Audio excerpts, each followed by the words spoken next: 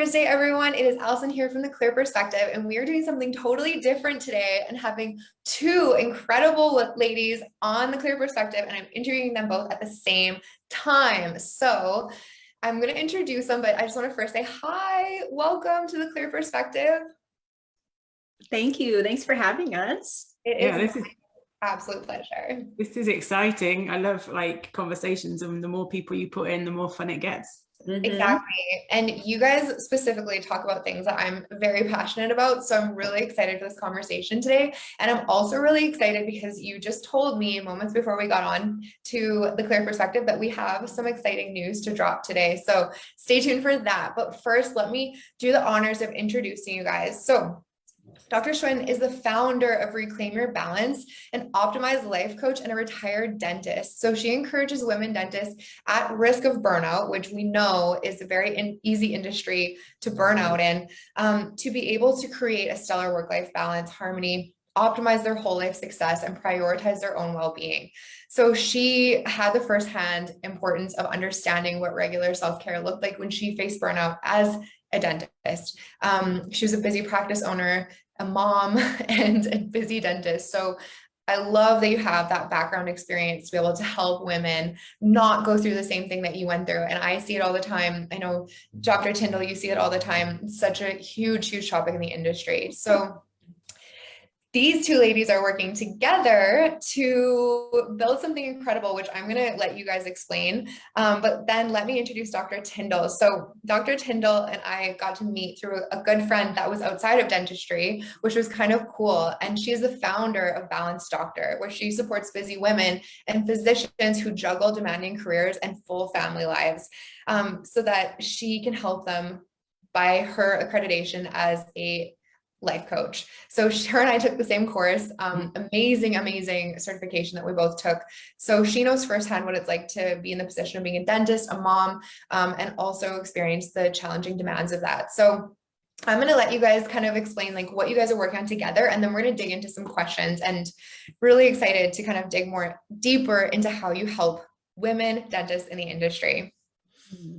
Awesome. Thank you so much. It's just an honor to be here. And I just like to thank you for all you do for the industry and all of the good information you put out to keep everybody healthy, mind, body, spirit. That's so important. So it's good to see that. Thank you. Yeah, thank you, Alison. I think I'll do a little bit of an introduction to this, Laura. I'll do the tease and then you can do the little bit after. But we know what it's like to balance work, home, family, dogs, pets, houses, your team at work, your patients, everything. There is so much going on in day-to-day life. And both of us, having been dentists ourselves, we could still call ourselves dentists, but practicing dentists, lived this life. This was our life every day. And we know firsthand what it's like to juggle all of that, the pressures that it puts on you, the challenges that you face, and the difficulties that you come across, let alone to mention the anxieties that come up, the self-talk that's in your head. And a big part of this is that all of this goes on without having the ability, or maybe the desire, or maybe the freedom that you feel to be able to share this with other people. So Laura and I have come up with something super special. I'll pass it over to you now, Laura, and you can share that. Awesome. Thank you. Yes.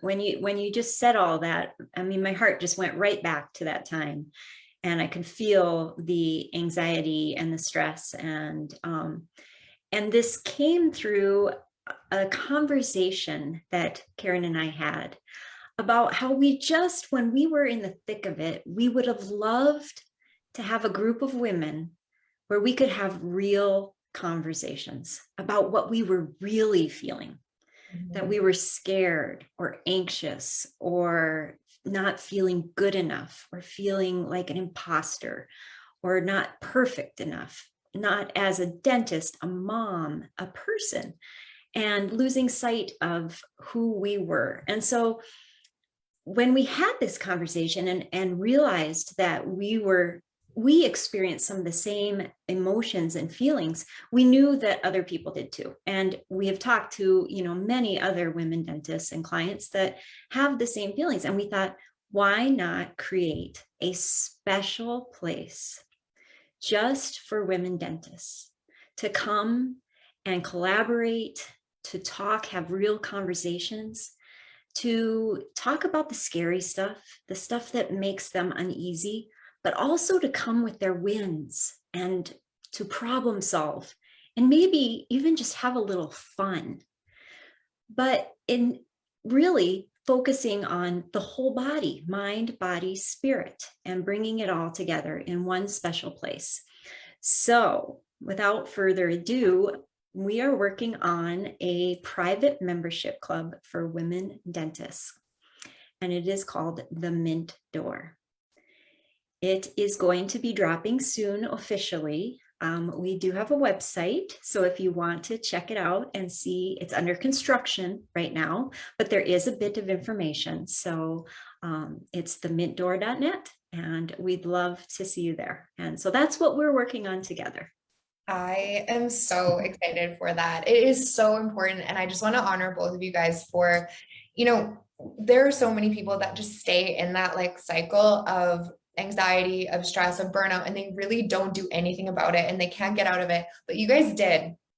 And now you guys are helping other dentists, be able to do this better and to be able to live better, be happier. And something that I love about this is the ripple effect that you create when you change one person's life. Like it will change their family, their team, their patients. It will affect everyone. So you guys are just making massive, massive ripples in the industry. And I'm just so grateful for you guys.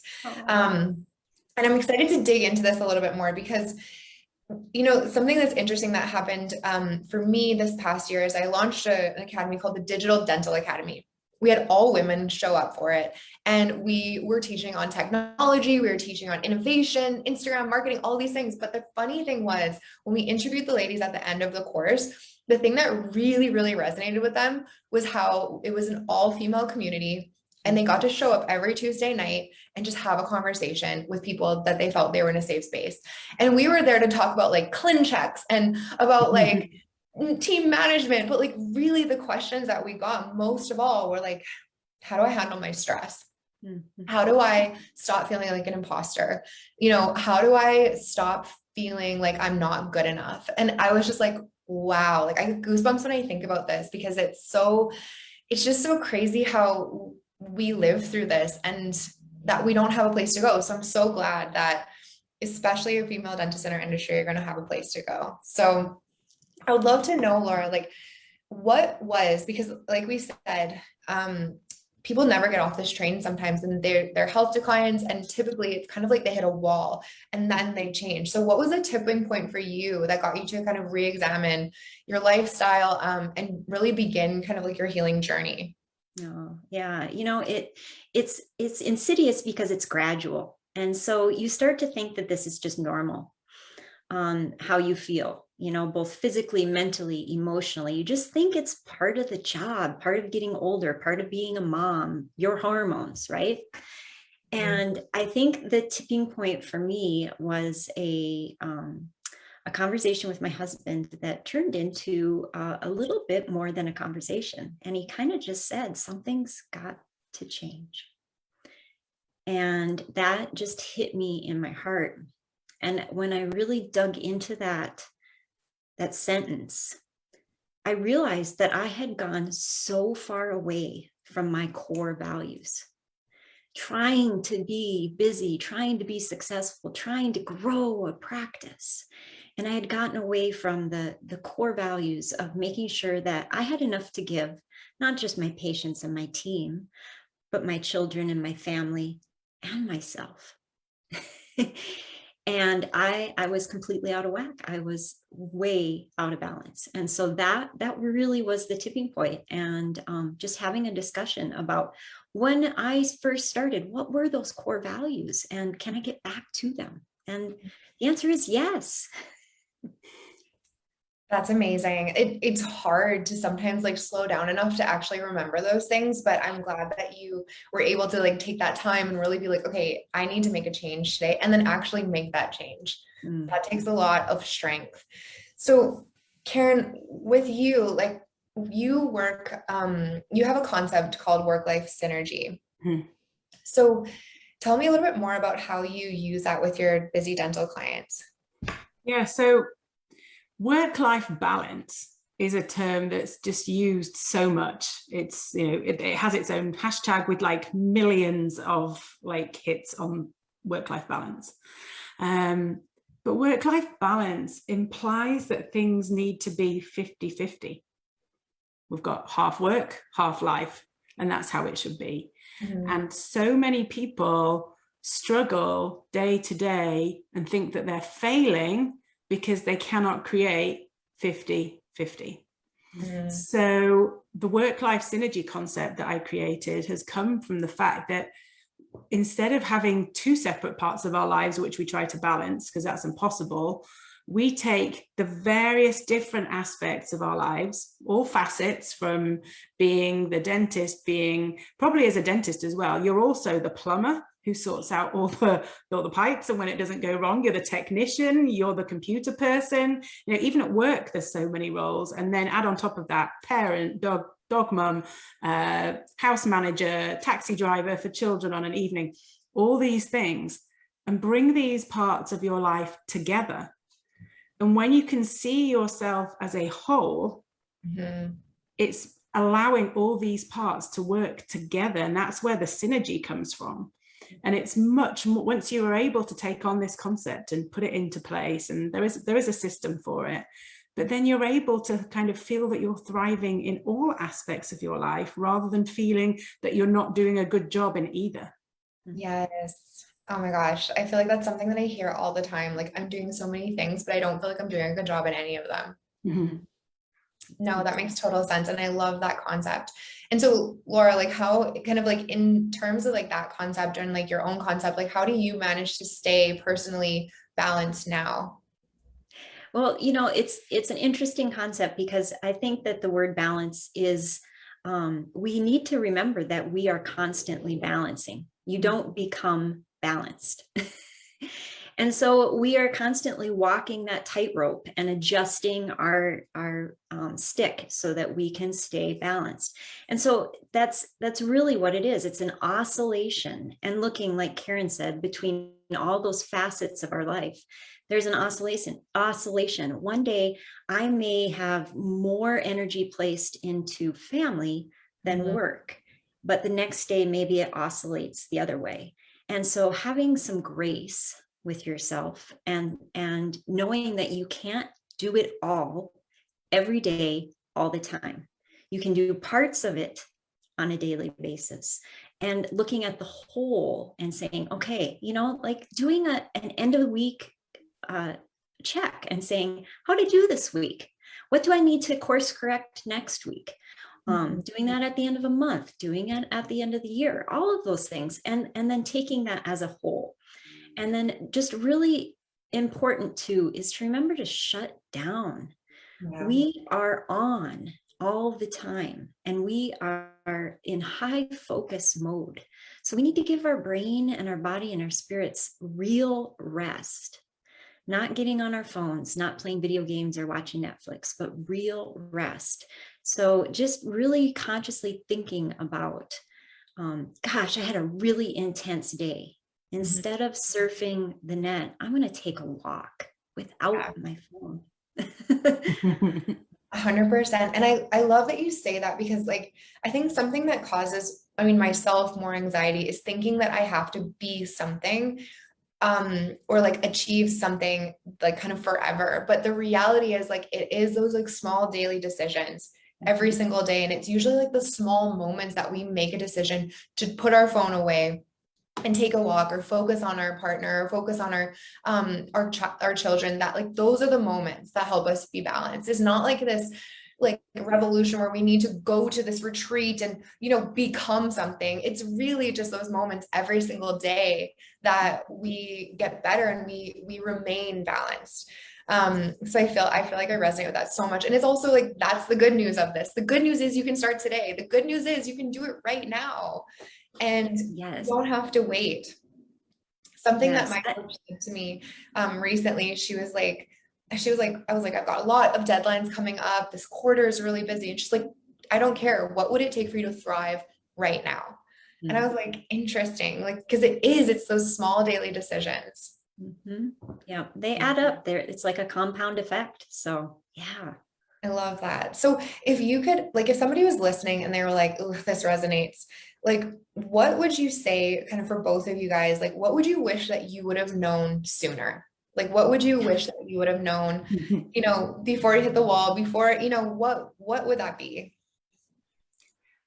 Gosh, I think it comes back to just what you said. It's not the big retreat. It's not the getting away to become something. It is in your grasp every single day. The definition of self-care is way off. And I think we need to wake up to what is self-care. I mean, self-care can be as simple as holding a warm mug of tea and really feeling it in your hands and just breathing and taking that in. I mean, and then recognizing and celebrating and saying, hey, I just did a moment of self-care. It felt good, because that releases those happy chemicals in the brain. And then it encourages you to keep doing things like that. So, I always thought that self-care meant a trip, getting away. And then that was for later when the kids were grown, or, now was the time to work. And so if I would have just done that little steps in the beginning, I would have been much better off. I love that. No, and it's so achievable, right? Like, it's something we can all do right now. And Yeah. how about you, Karen? What would you say, like, you wish you would have known sooner? I really wish that I had the opportunity to understand what values are and what my values specifically were. It was only through my training as a coach that I actually really came to understand how values, and Laura and I keep coming back to this time and time again, values are at the center of everything that you do. And whether or not that thing turns out to be a success, or it's beneficial to you, or it even feels good. I mean, it doesn't have to be a success on paper, personally, in whichever way. But values are just, they're the blueprint for how we choose to live our lives, really, aren't they? And when we uphold them, things tend to turn out how we want. But on a day when something's not going right, because we all have these days, we are human, this is nature, it's not always going to go right. But on a day when something maybe isn't turning out like you wanted it, or it's not feeling good, or you're just in a phase of your life where something's not right, very, very often we can take it back to our values and find that we're not upholding maybe one or a couple of them. And that's why things are not being successful. So values is just, for me, at the center of all of this. But it can be daunting when somebody says to you, oh, what are your values? And you think through, and it's maybe not what you thought it was, or you're not even coming up, like somebody said to me, or what's an example, what's one of your values? And somebody said to me, oh, reading. And I was like, okay, we're going to follow this back. Choose to read. And the answer, I think it was relaxation or something like that. So maybe it was relaxation, maybe somebody's reason for reading is learning, but that's the value rather than the action, the verb that they're saying. So having someone to guide you through that can be really beneficial. That was the first day that we were at IPEC, our professional coaching certification. That's an exercise we did. And I remember it like shifted the course of my life. And I feel so grateful for that. And now when I'm in my workshops, I always like sneak in, like I'm like, we're talking about consults, but like, we're going to talk about life coaching. I always do this. And so I always have a values assessment at every single one of my workshops, because I think as a professional, as a dental assistant, dental hygienist, doctor, dentist, it is so important to know what those values are, and then know what your practice values are so that you can be aligned at them. And that's something I always say as well, is like, when you're feeling anxiety, that's typically when one of your values is being neglected, or you're doing the opposite of what that value is. Like, that's when we feel that discomfort in our body. And so it's so important. I absolutely love that. I cannot stress how important values are. And it's interesting, and I'd love to kind of know your perspective on this from both of you. Like in our society where achievement, busyness, success, being everywhere, doing everything is so like celebrated. Like we can say like, no, it's not, but it really is. Like when you're crushing it, you're doing so much. That's amazing. When we live in that society, like how do you guys combat that? Or how do you help people overcome that for themselves if they're feeling kind of the pressure of, being in this world of like the achievement is the thing that we value the most? I think for me, I see it that in that same way that we're in a fast flowing river, and we're getting swept along with the river, and all the time we have to achieve to stay afloat. Keep our heads above water. We need someone to kind of throw us a lifeline and say, hey, you can't step out of this. Maybe you can get on a raft and go along the river fast on a raft, or maybe I can pull you to the side for a minute. But I think it's just that it's putting things back into perspective. And again, that's when these values come in. Like, tell me, like, what is really important to you? What are your beliefs? What are your values? And then when people realize, oh gosh, yeah, like actually, maybe let's take the one that we've spoken about, my family, that is so important to me. So therefore, me making all these decisions that keep me outside of my family or reduce that time are not going to push me in that direction of spending more time where I need to be. Yeah. I think it's highlighting those values to people and then reflecting it back on what they're doing, saying, what you're doing now, is this helping your values?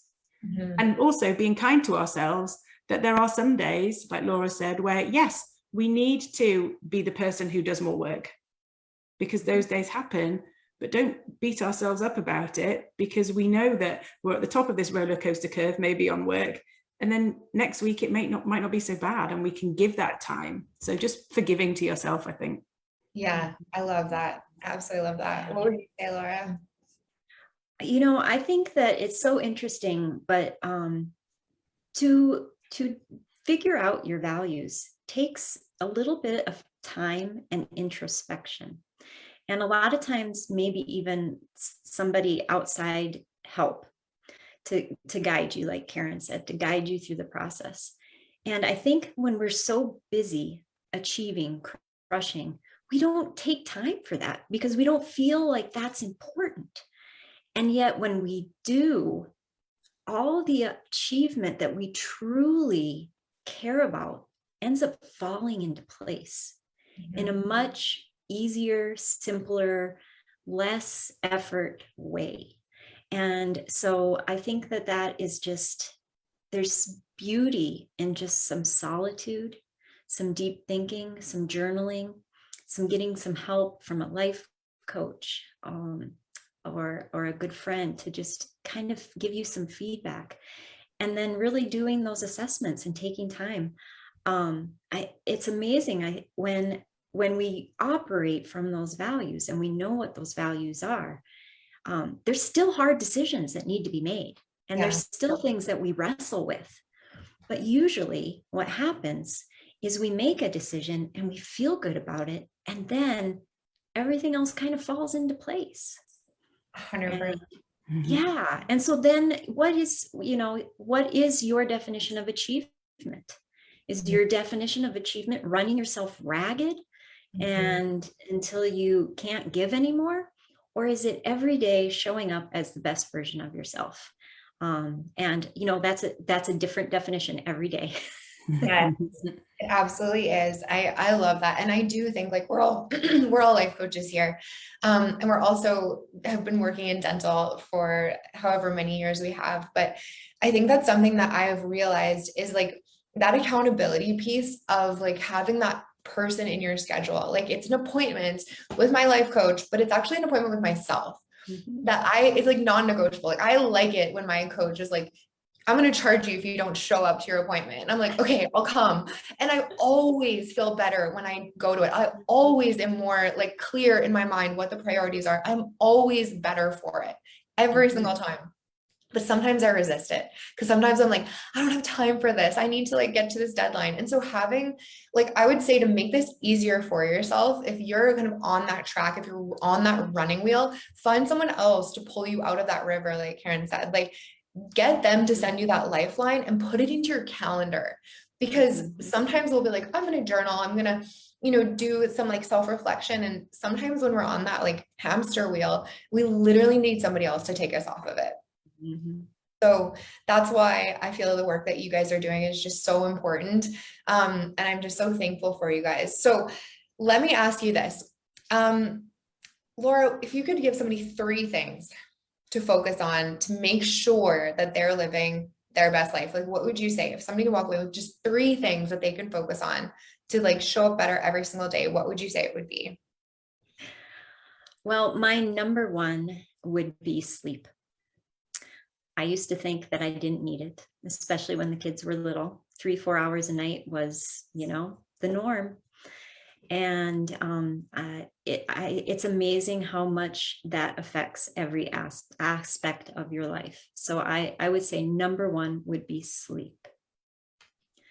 Number 2 would be making sure that you do have a person, an advocate, whether that be a life coach or a friend or somebody that can, like you said, throw you that life vest and pull you out of that river, because a lot of times we don't see that we're in it. We're just going. So, and then number 3 would be, I would just encourage everybody to take a moment and focus on your well-being in all of you, in physical, mental, and spiritual, and see what resonates with you, what things light you up, and even keep a little list, what lights you up during the week, and then make sure you're sprinkling those things into your days all the time, because when we do that, it spills over. It spills over to the team members, it spills over to the patients. And I think that when we show up like that and we're happy and energized, we're sleeping good, we've got good support, that shows other people that they can do it too. And it just really, like you said, the ripple effect then. So, and it sets the tone for a healthier, more holistically healthy practice. I love that. I do love that. And something that I hear like along those lines, like, no, it's selfish to like really like stop, slow down, take care of me. But I'm like, it's selfish not to, because of how much it affects everyone else in your life. When you can show up as your best, you will help other people show up as their best. And so I think that's brilliant, brilliant. Karen, I'm going to make it harder for you. I'm going to give you one thing. One thing. Okay. I agree with a lot of Laura's, so that's good. Okay, my one will be a practical tip on what people could do. So I think it's really important to have a really good overview of your calendar and your week ahead. I think when we look at our calendars, it often is like, I would challenge everybody to do this exercise after they finish. Go and open up your calendar, look at the week ahead for the next 7 days. How does it make you feel? Probably pretty stressed, because we've got that word again, it's busy. There's stuff all over the place. There's very, very little spare time. So my suggestion is that to run through your calendar once a week and to make sure that you schedule in white space. Now, white space on the calendar gives you flexibility, that if something crops up at the last minute, you can deal with it. It gives you flexibility that if you need a break, you can take a break. If you want to spend it with your family, you can spend it with your family. If it needs to be just focused on you, do that. But by having that white space, it can be used at the last minute. And then if you don't need to use it, you have won. You have won back 45 minutes, 30 minutes, whatever it is. But schedule in white space and make a habit of doing that every week. I always do this on a Sunday, go through and put that white space on my calendar. I love that. It gave me goosebumps when you asked that question. Like, if you look at your calendar for the next week, how does it make you Makes feel? you- Oh, My like team, like they refuse to be a part of my calendar because they're like, it makes me feel bad. I'm like, it's fine. But I love that tip. Oh my gosh, I'm gonna use that this Sunday. I think that's brilliant. mhm. Thank you. That's so practical. It's almost like block scheduling in the calendar, like where we teach teams where like, don't use that space until the last moment, then you can fill it if you need to. But I think that is just brilliant to do that. Mhm. So I'm going to finish this up. I honestly could talk to you guys about this topic all day. Like I'm so passionate about it. I know you guys are too. And I'm so excited for this message to be, spread far and wide in our industry. It's so needed. Even when people don't feel like they need it, I think everybody needs a life coach or a therapist or a friend or somebody that helps them stay in perspective. So I'm just so thankful for you guys. And my last question, which I ask everyone on the Clear Perspective, is in your zone of genius, in what you guys are doing to help the world, like what is your definition of success? Go on, Laura, you go first. Erin, you go. Hard question.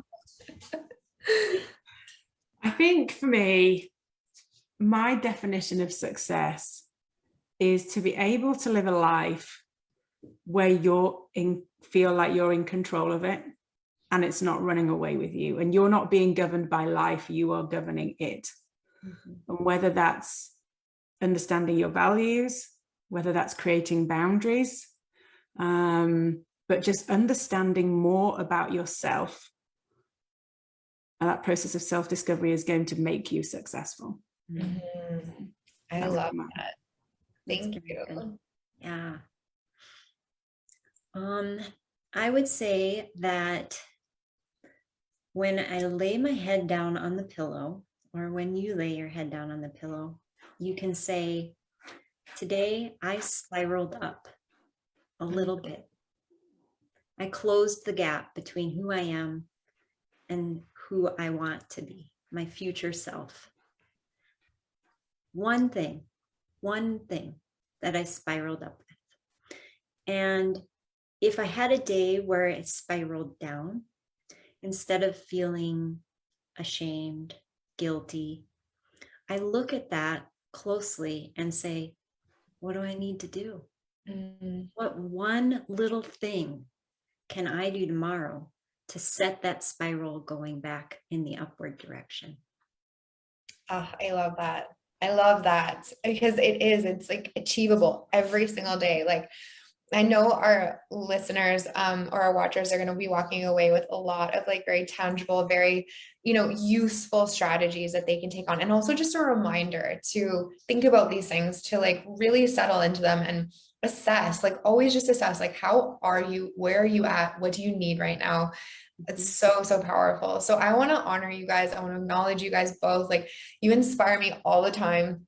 I love your social media. It just like makes my heart warm when I look at your posts. I love what you guys are doing in the industry. And so I want to just acknowledge both of you for being a light, for being an inspiration, and for just helping so many of us in the industry to just live better lives. So thank you so much.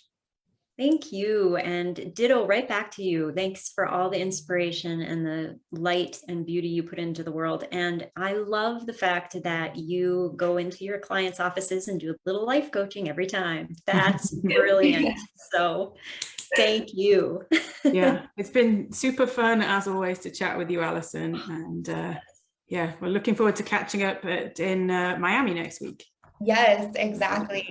And so if you guys want to learn more about life coaching with either Dr. Tindall or Dr. Schwindt, please, I've put the link to both their websites in this conversation, and then just stay tuned for the Mint Door.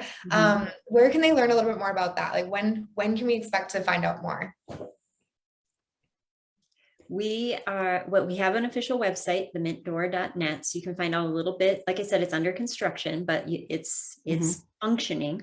And we hope by the beginning of the year to be unveiling the details of it. So exciting. Okay, that's amazing. Check it out.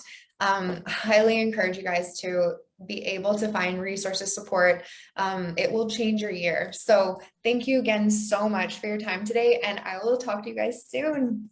Thank Thank you. you.